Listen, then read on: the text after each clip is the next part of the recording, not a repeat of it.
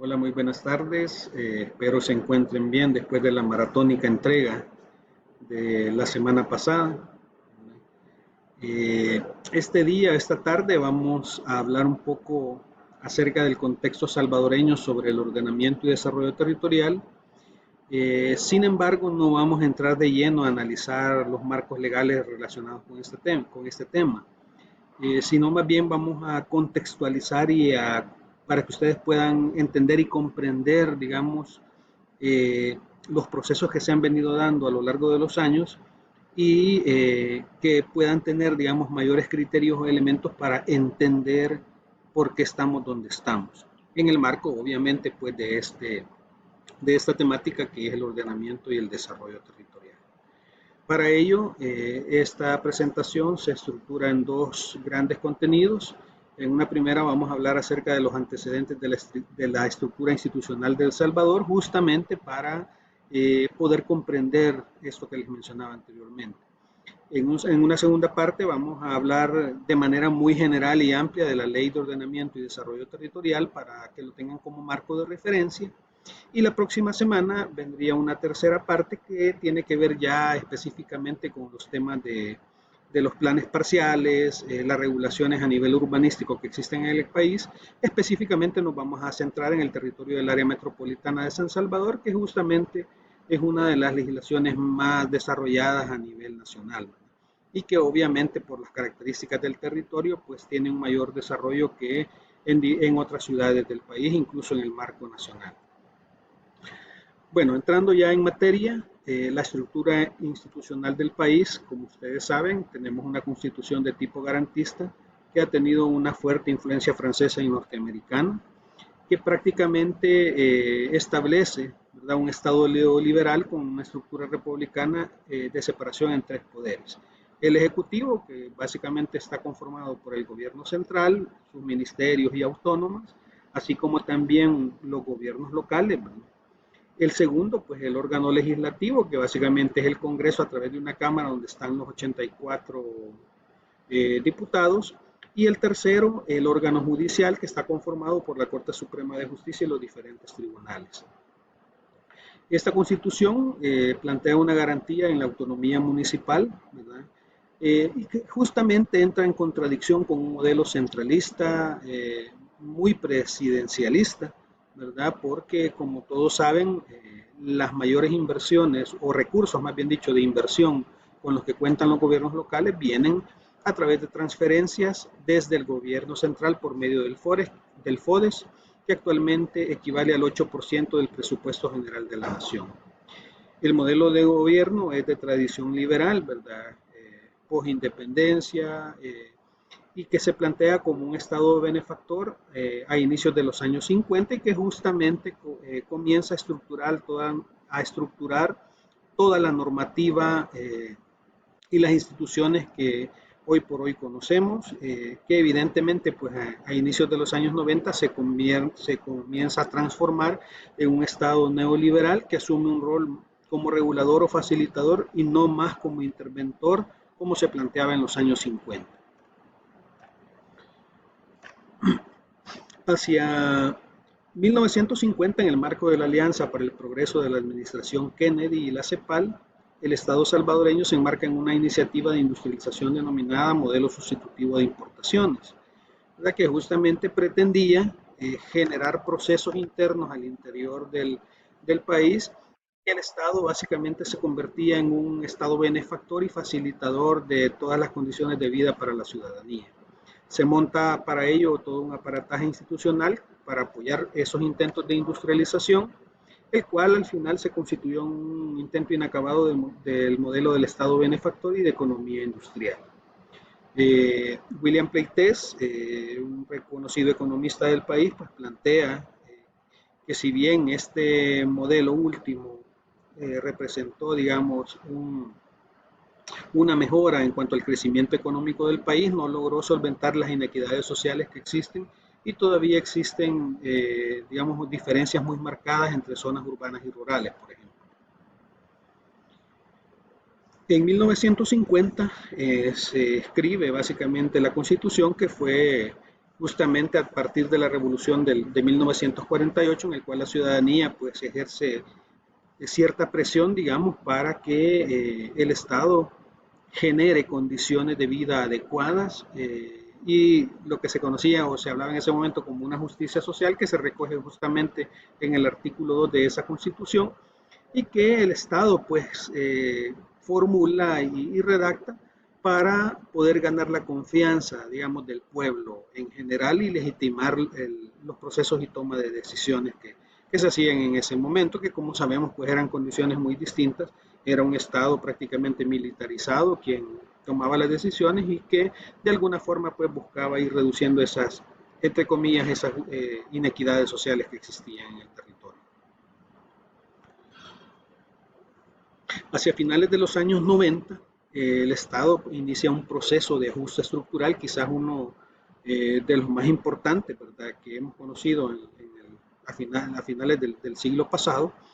y que justamente pues, plantea la implementación de esa conocida fórmula que fue denominada la política de las 3D, ¿verdad?, que busca generar un Estado neoliberal de libre mercado, en el cual el gobierno ya no interviene más ni genera, digamos, los propios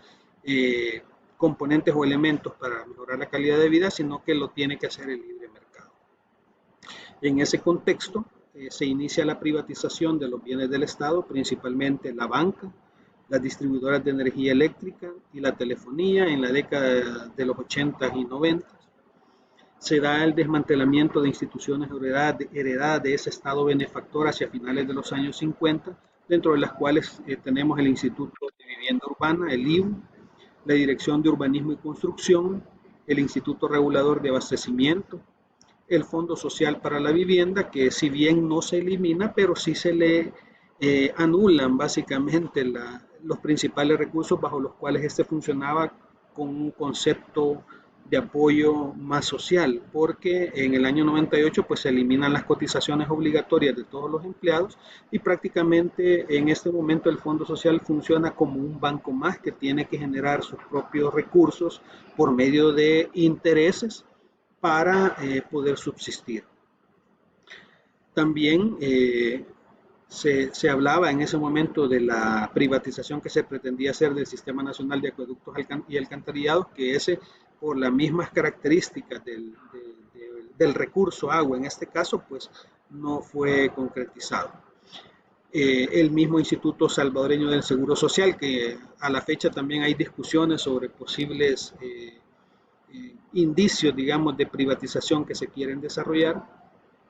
El que sí se consolida pues es la Administración Nacional de Telecomunicaciones, Antel, que en ese momento fue adquirida por una firma francesa, CTE Telecom, y que prácticamente privatiza y utiliza toda la infraestructura que se había construido durante ese Estado benefactor desde los años 50 y prácticamente pasa a ser de manos privadas.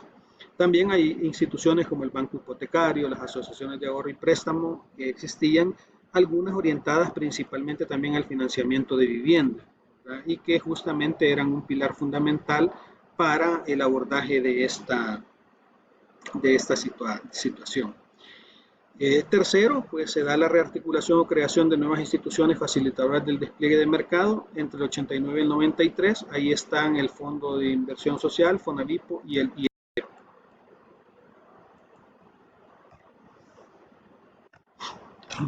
Dentro de los ejes del programa de ajuste estructural, básicamente eran tres.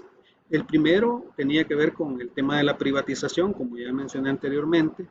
El segundo, el tema de la desregulación, ¿verdad?, era liberación de precios y poca intervención estatal. Y el tercero era la liberación de la economía, ¿verdad?, prácticamente el concepto de libre mercado, que si bien es cierto para algunos productos funciona bien, digamos, o relativamente bien, porque el mercado logra autorregularse, digamos. Si tenemos un ejemplo concreto, pudiese ser la telefonía celular, ¿verdad?, en el cual tenemos una serie de competidores o de empresas que justamente, digamos, entre ellos compiten por dar un mejor servicio a los precios más bajos, pero sin embargo hay otro tipo de infraestructura, como el caso de la vivienda, por ejemplo, en el cual este libre mercado no funciona bajo esa conceptualización, porque justamente está vinculado, digamos, al territorio, ¿verdad? Dónde están ubicadas la vivienda de interés social, qué precios tienen los terrenos, mientras más cerca esté de las zonas centrales son más caros, y eso va, digamos, afectando el precio de la vivienda como tal. Dentro de esos antecedentes y esa evolución también se da la implementación del modelo, que ha coincidido con la salida de más de 60.000 personas por año hacia otros países, para el tema de la migración de personas, ¿verdad? Principalmente hacia Estados Unidos, justamente buscando mejores condiciones de vida. Entonces, digamos, hay una serie de elementos y parámetros que es importante que ustedes las tomen en cuenta a la hora de analizar todos estos efectos. A nivel de resumen, entonces, sobre esta primera parte, podemos decir que toda la estructura institucional y los marcos legales existentes en el país fueron concebidos en su mayor complejidad bajo un enfoque de planificación global y centralista rígidamente jerarquizada, ¿verdad? Que se dio justamente en la década de los 50 y 60, ¿verdad? En su mayor complejidad. En el marco de esa alianza para el progreso de la administración Kennedy, el Estado salvadoreño se embarcó en esa iniciativa de industrialización del modelo sustitutivo de importaciones, que fue un intento inacabado, ¿verdad? Y que no logró, digamos, acentuarse en el país. Para ello se montó hacia finales de los años 80, se tenía todo un aparataje institucional para apoyar esos intentos, ¿verdad? Las instituciones que ya vimos, el IVO, el IRA, el Fondo Social, ANDA, Seguro Social, Antel, etc. Durante los años 80 y 90, pues se replantea el Estado como facilitador del despliegue del mercado, ignorando algunas externalidades negativas de exclusión social asociadas a la lógica del mercado, lo que explicábamos, por ejemplo, en cuanto al acceso a la vivienda de interés social, que es algo que justamente el mercado no puede competir porque prácticamente lo que se genera es precios muy altos en las zonas centrales y el abarataje, digamos, de esos costos hacia la periferia, lo que obliga justamente a segmentar y a segregar la ciudad y el territorio. Hacia finales de los años 90, el Estado salvadoreño desarrolló un proceso de ajuste estructural caracterizado por la reducción de ese aparato estatal a través de los procesos de descentralización y la privatización. Y a inicios del año 2000 se transforma en una estructura descentralizada, reducida en sus funciones y contradictoriamente muy dependiente del poder central. Y bueno, en la actualidad pues todavía estamos por superar estos retos y desafíos que nos plantea, digamos, todo este ajuste y estructura de país, justamente para generar, digamos, procesos con justicia social, en el cual toda la ciudadanía pueda tener los mismos derechos, el mismo acceso a todos los recursos, etc. Entonces, esta es la primera parte de esta presentación, en un contexto muy amplio pues, y muy general, y que básicamente ustedes pueden seguir profundizando más adelante.